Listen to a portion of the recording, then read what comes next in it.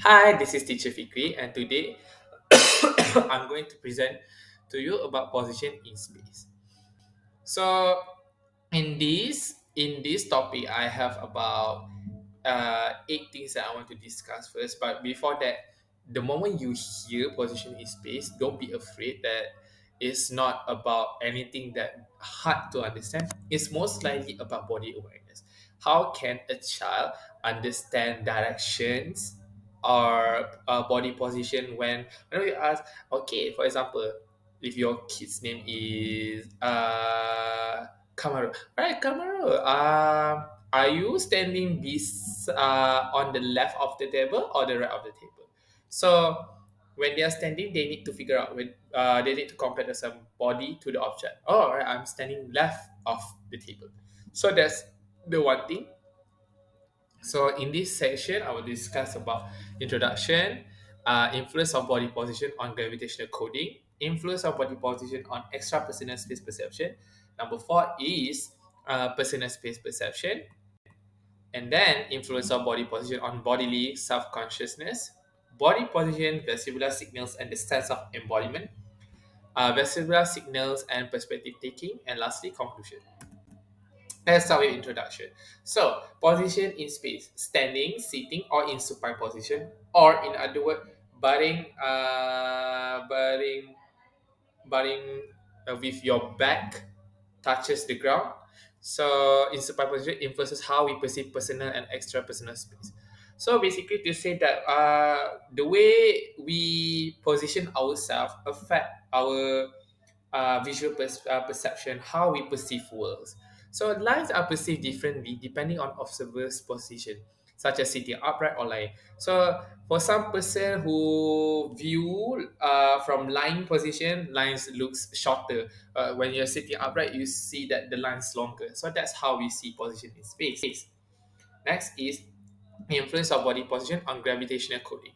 So, brain elaborates a representation of vertical and up direction by combining vestibular, somatosensory, and visual cues. So, in other words, we are most aware of our place in the world when we fall. As you can see, that there are times that when we are not in a stable position, we are much more aware of what's happening to the world. For example, you're walking at the balance beam, right? And then suddenly you want to fall like this. But somehow at that moment you get a very good visual perception and attention that you can see clearly what's happening in the world. You're aware what's happening. So this is one of the things that how actually body position affects on gravitational coding on uh whether or not are we balanced or not on the beam. So found research found that accuracy was significantly reduced in supine position compared to sitting and standing upright.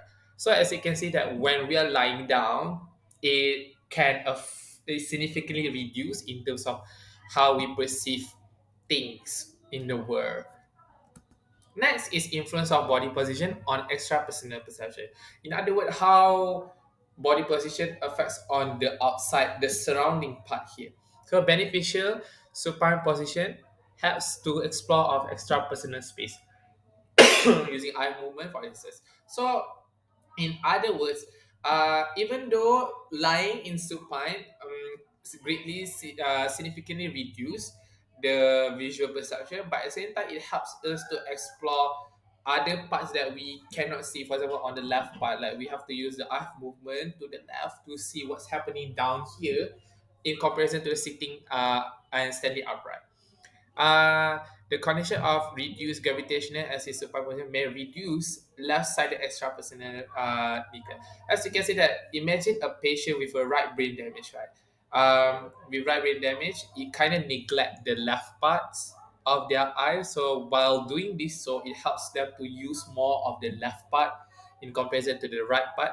This helps actually in terms of the visual perception parts. Next is influence of body position on personal space perception. When we say extra, it's outside, but personal on the inside. So in supine position, there is reduced action of gravity on the muscle of neck.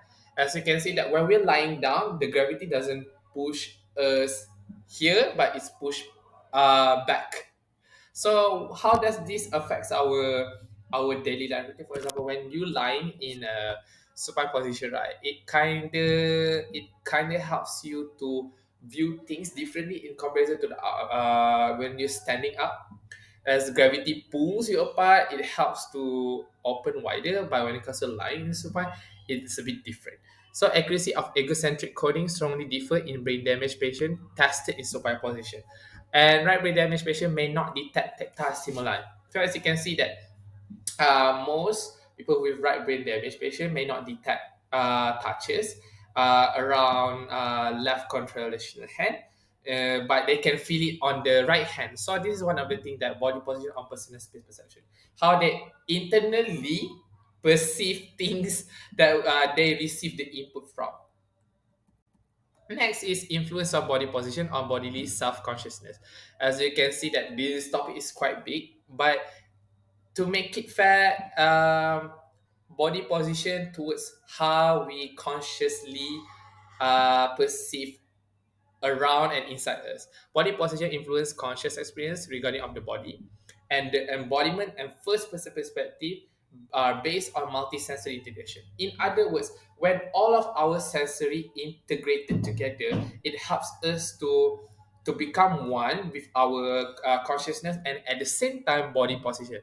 As you can see that standing upright, it requires more proprio and helps to body awareness. When we are aware, we are connected more to our consciousness.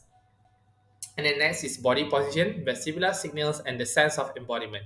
Have you ever heard of out of body experience? I know that most of the time have at least experienced it once or more in our routine daily life. As you can see, that is influenced by body position onto mechanism of embodiment and first person perspective.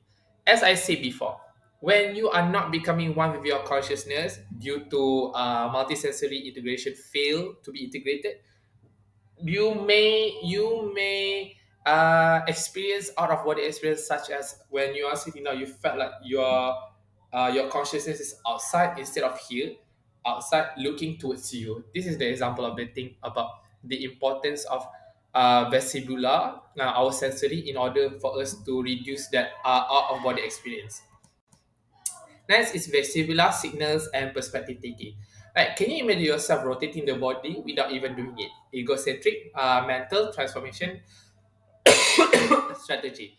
As you can see that, have you ever seen the video of someone's rotating and it's not debunked yet whether or not it's rotating to the right or to the left, but by using this, so we can able to project mental transformation strategy in order for us to differentiate whether or not this is rotating to the left or right. So we like projecting our body to the image and then imagine it is us, and then telling the direction, maybe to the left or to the right. So that is the example of things.